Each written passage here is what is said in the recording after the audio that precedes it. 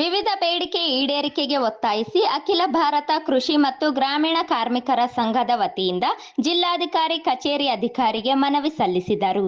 ಎಲ್ಲಾ ಬಗೆಯ ಸರ್ಕಾರಿ ಭೂಮಿಯಲ್ಲಿ ಸಾಗುವಳಿ ಮತ್ತು ಅರಣ್ಯ ಹಕ್ಕು ಅರ್ಜಿಗಳನ್ನು ಹಾಕಿದ ರೈತರಿಗೆ ಶೀಘ್ರವೇ ಭೂ ಮಂಜೂರಾತಿ ಆದೇಶ ಹಾಗೂ ಹಕ್ಕುಪತ್ರ ನೀಡಬೇಕು. ಭೂ ಕಬಳಿಕೆ ತಡೆ ಕಾಯ್ದೆ ಹೆಸರಿನಲ್ಲಿ ದಾಖಲಾಗಿರುವ ಪ್ರಕರಣಗಳನ್ನು ಹಿಂಪಡೆಯಬೇಕು. ಪ್ರತಿ ಗ್ರಾಮವಾರು ಸರ್ವೆ ನಡೆಸಿ ಮನೆ, ನಿವೇಶನ ಹಾಗೂ ಭೂಮಿ ಇಲ್ಲದವರಿಗೆ ನಿವೇಶನ ಭೂಮಿ ಹಂಚಿಕೆ ಮಾಡಬೇಕು ಎಂದು ಮನವಿ ಮಾಡಿದರು. ಫಾರಂ ನಂಬರ್ 57 ಪುನಃ ಅರ್ಜಿ ಹಾಕಲು ಅವಕಾಶ ಒದಗಿಸಬೇಕು. ಉದ್ಯೋಗ ಖಾತ್ರಿ 200 ದಿನಗಳ ಕೆಲಸ ನೀಡಿ 600 ಕೂಲಿ ಹೆಚ್ಚಿಸಿ ಉದ್ಯೋಗ ಇಲ್ಲದವರಿಗೆ ನಿರುದ್ಯೋಗ ಭತ್ಯೆ ನೀಡಬೇಕು. ವೃದ್ಧಾಪ್ಯ ವೇತನ 2000 ಮತ್ತು ಅಂಗವಿಕಲರಿಗೆ 2000, ವಿಧವೆಯರಿಗೆ 2000 ವೇತನ ಹೆಚ್ಚಿಸಬೇಕು ಎಂದು ಒತ್ತಾಯಿಸಿದರು.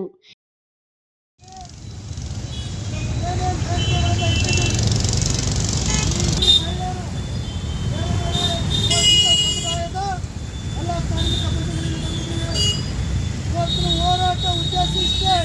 ಭೂಮಿಯಲ್ಲೇ ಸಾಗುವಳಿ ಮಾಡುವ ರೈತರಿಗೆ ಪಟ್ಟ ಕೊಡಬೇಕಂತೇಳಿ ಹೋರಾಟ ಇದೆ. ಅಂಗವಿಕಲರ ವೇತನ ಹೆಚ್ಚು ಮಾಡಬೇಕು.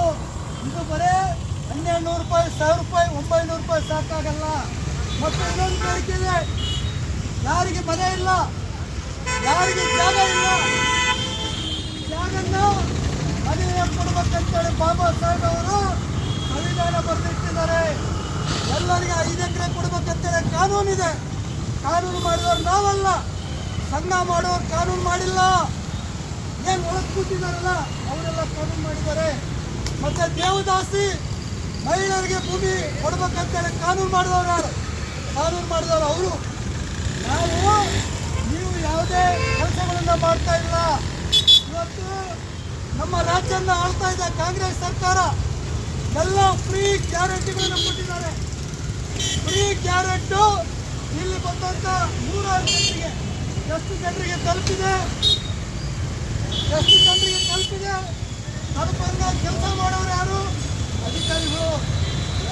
ಅವರಿಗೆ ಪುರ್ಸೊತ್ತಿಲ್ಲ, ಬರೇ ಮೀಟಿಂಗ್ ಅಂತ, ಬರೇ ಮೀಟಿಂಗ್ ಬರೇ ಒಣ.